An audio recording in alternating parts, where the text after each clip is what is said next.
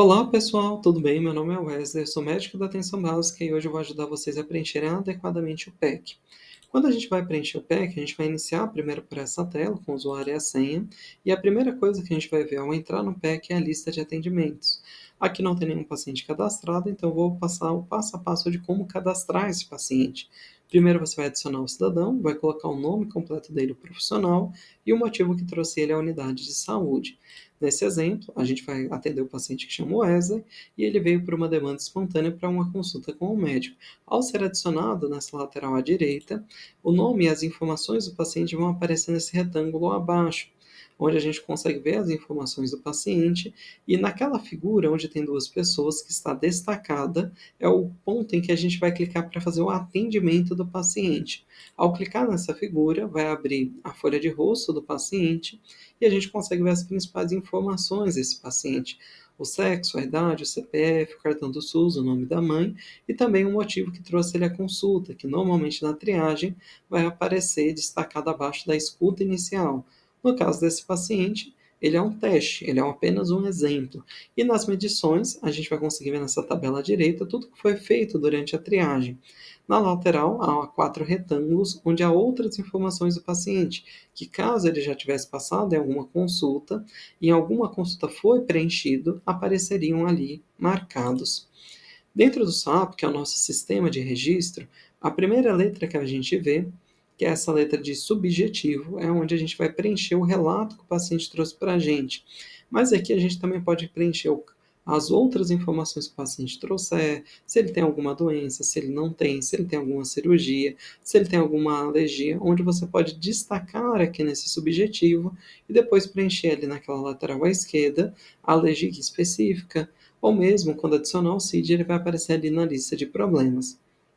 Quando a gente olha para esse exemplo do paciente, ele veio por um motivo em que ele estava relatando, né, o cansaço, um quadro de mal-estar, dor de garganta e febre há 2 dias. Durante essa consulta, ele acabou relatando que tinha uma sensação de raspagem na garganta e que estava com um sono ruim, e que essas dificuldades para dormir dele, elas vieram se manifestando nos últimos 3 meses e que ele acredita estar relacionado à perda do próprio emprego nesses últimos dias e que agora vive do seu seguro-desemprego. Também foram colocadas informações, né, onde ele negou comorbidades ou cirurgias prévias e também negou alergias. Nesse segundo campo que está destacado, que é o campo do CIAP-2, é onde a gente vai colocar o CIAP que indicaria para a gente o motivo da consulta. No nosso exemplo, a gente colocaria o CIAP-30, que significa que é um exame médico. Quando a gente vai descer para o objetivo é justamente o campo que a gente coloca as coisas que são concretas, né? Que seria o exame físico do paciente, os exames que o paciente já realizou, e aqui nesse exemplo do paciente a gente fez a avaliação dele e observou que na garganta dele, na orofaringe, haviam placas bacterianas, né? A presença de um exudato, onde a gente acabou descrevendo.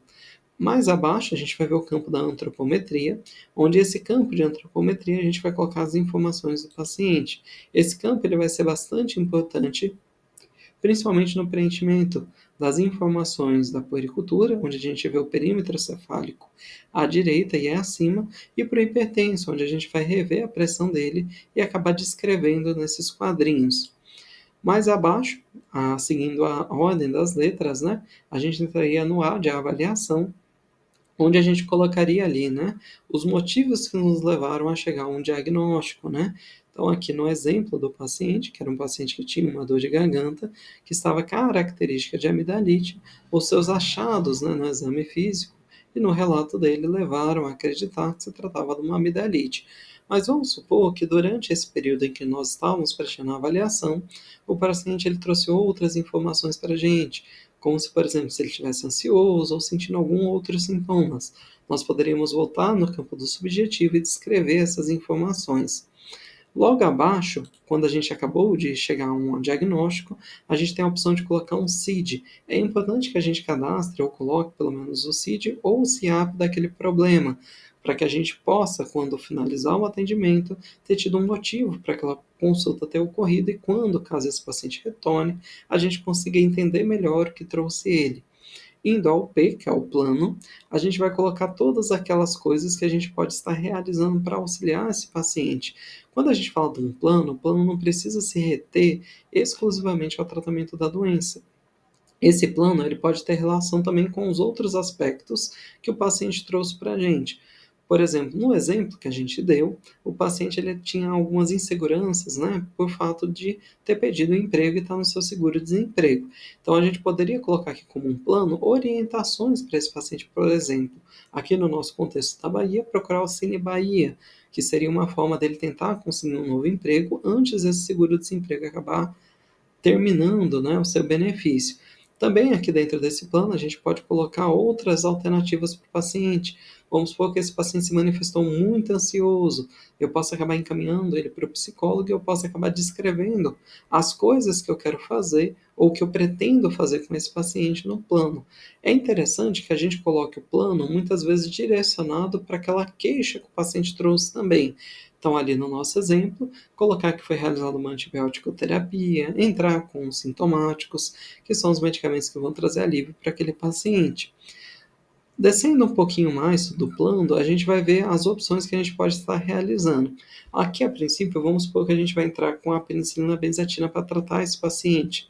Então, a gente iria no campo adicionar uma prescrição, e dentro desse campo de prescrição, a gente tem a opção de colocar um medicamento com o seu nome genérico, e isso já vai dar as informações do paciente, as, perdão, já vai dar as informações da medicação que o paciente vai utilizar. E aí você só vai preencher com o nome do medicamento, com a via que vai ser intramuscular, com a dose que vai ser desempenhada, se ela vai ser única, se vai ser fracionada, se vai ser só uma vez, e após o preenchimento você vai salvar e imprimir a sua prescrição. Vamos supor que você não queira colocar uma medicação ou que essa medicação que você quer colocar ela não apareça. Dentro do quadrículo acima, existe a opção de preencher manualmente. Então, você vai escrever o nome da medicação que você tem, né, o interesse em prescrever, a via de administração, se essa medicação é um antibiótico, uma medicação controlada, qual o tipo de receita que você vai realizar. Lembrando que se você for fazendo uma receita de notificação azul, ela exige uma receita manual, que seria aquela de B2, que seria para poder fazer daí o tratamento da forma adequada. Após o preenchimento dessa via manual, também há a opção de imprimir, e aí você vai ter a receita para tratar o paciente. Naqueles outros campos, a gente tem o campo de solicitação de exames, onde você tem a opção de solicitar ou adicionar um exame. Vamos supor que esse paciente, ali na descrição dele, ele é obeso, eu quero olhar se ele tem uma hipercolesterolemia associada, e aí eu quero pedir esse exame para ele. Então, eu vou em adicionar exame comum, vou adicionar os exames que eu tenho interesse em fazer para esse paciente. O CID, né, que seria o motivo de eu estar realizando esses exames, exemplo ali, né, a obesidade, e a descrição do porquê que eu estou fazendo essa solicitação. Seguindo adiante, a gente vai ver o campo para o atestado, onde a gente pode tanto optar por uma forma padrão de atestado, que vai aparecer logo ali abaixo a descrição do atestado, como eu posso fazer uma descrição manual. Basta modificar ali no modelo o tipo de atestado que você quer e colocar os dias, a hora em que você realizou esse atestado. Também tem a opção de você colocar com ou sem o CID esse atestado. No campo das orientações, vamos supor que nós queremos dar ao nosso paciente orientações sobre higiene do sono. Então, eu poderia escrever aqui nesse campo essas orientações para poder estimular ou melhorar mesmo o atendimento do meu paciente e ele sair com um material ou sair mesmo com uma receita que o ajude fora do seu período ali dentro da unidade. Dentro dessa sequência, a gente vai ver a guia de encaminhamento, na qual a gente vai clicar em serviço especializado. Vamos supor que durante a nossa avaliação o paciente se mostrou muito ansioso e acabou gerando algum problema, alguma dificuldade familiar. Eu posso acabar adicionando o campo, né, para o psicólogo, o meu CID ali, né, vamos supor que seja um paciente ansioso, então eu descreveria o CID de ansiedade e aí eu colocaria as informações que me levaram a fazer esse encaminhamento. Aqui no nosso exemplo, né, que é um exemplo hipotético, eu coloquei que seria um paciente que teria ali, né, uma relação difícil com a família, que por essa relação difícil ele vem sendo afetado, né, por esse sintoma de ansiedade, além da realidade dele ser uma realidade difícil, onde ele tem uma fragilidade financeira e uma dificuldade para arrumar emprego. Então, isso acaba facilitando um pouquinho o entendimento de quem vai receber a minha guia. Porque quando o psicólogo ele receber esse encaminhamento, ele consegue entender melhor o motivo desse paciente estar lá. Dando sequência, né, às possibilidades que a gente tem no plano, também existe a possibilidade de cuidado compartilhado, né? que seria quando a gente não consegue manejar um paciente dentro da unidade e eu preciso de algum aval ou que eu preciso mesmo consultar um outro profissional que seja mais especializado. Então, vamos supor que esse paciente ele fosse um paciente que está com um quadro de depressão muito grave e eu preciso de uma informação do psiquiatra, só que eu não tenho um psiquiatra no meu município. Eu posso, através desse cuidado compartilhado, tentar entrar em contato com o CAPES e acabar providenciando um melhor cuidado, né, a esse paciente.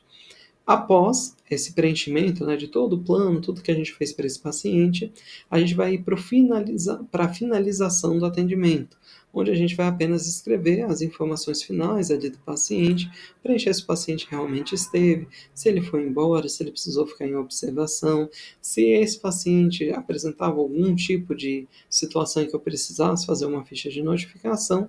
Então, vão ser nesses campos que eu acabarei preenchendo. E ao finalizar a consulta, eu vou liberar esse cidadão e finalizarei o atendimento. Vamos supor que eu tenho um paciente que ele é hipertenso e agora eu vou fazer algumas especificações. Quando a gente fala do PEC e a gente está pensando no nosso município, o município ele é cadastrado por um programa que é o Previne Brasil e dentro desse programa a gente tem algumas maneiras de conseguir receber um certo benefício, que são aquele financiamento por desempenho, onde tem alguns programas que entram nesse financiamento. Um desses programas é justamente o Hiperdia, que é sobre o hipertenso e o diabético. Quando a gente fala propriamente do hipertenso, tem algumas informações que é importante. Por exemplo, é sempre importante que durante a consulta do hipertenso ele seja novamente avaliado, né, a sua pressão arterial, ou pelo menos uma vez, né, nesse semestre ele tem essa nova avaliação, que é uma maneira dele poder pontuar nessa pontuação por desempenho e auxiliar a melhorar os marcadores, né, de desempenho do município. Dentro desse contexto ainda do hiperdia, é importante que a gente coloque corretamente, né, o CID ou o CIAP desse paciente. E para que a gente, né, não perda ou não saiba por que esse paciente está fazendo tratamento, colocar como ativo. Ou, quando ele já estiver ativo, acrescentar apenas o CID como um motivo de atendimento, para que a gente saiba que esse paciente foi adequadamente observado e adequadamente cuidado. Dentro desse plano ainda do hipertenso, é importante que a gente lembre que semestralmente, para que ele consiga pontuar, ele precisa fazer pelo menos uma avaliação da sua pressão, uma vez a cada 6 meses, enquanto para o diabético, quando ele já for realizar a triagem, se já estiver ali na lista de problemas como ativo, provavelmente a pessoa que faz a triagem já vai conferir a glicemia capilar desse paciente. Mas é importante que o paciente diabético, para que ele pontue, ele também precisa realizar semestralmente uma glicemia de jejum e uma hemoglobina glicada, que seriam aí os exames de segmento, que vão servir também para que a gente possa fazer uma boa conduta terapêutica. Vamos supor que esse paciente diabético ele está piorando, então você vai ver alterações na hemoglobina glicada que podem auxiliar na terapia que ele vai realizar. Quando a gente fala do pré-natal, há algumas especificações do pré-natal que vão levar a gente a ter uma diferença no atendimento. Aqui, a exemplo, essa folha de rosto, né? A gente vai conseguir ver as consultas que a paciente já realizou, se ela fez ou não alguma vacina. Lembrando que essa gestante, né? Ela precisa, depois das 20 semanas, realizar a vacina DTPA, que é para fazer a prevenção da coqueluche. Lembrar de colocar, né? Provavelmente vai entrar de forma automática quando você cadastrar o paciente com o CID de gestação.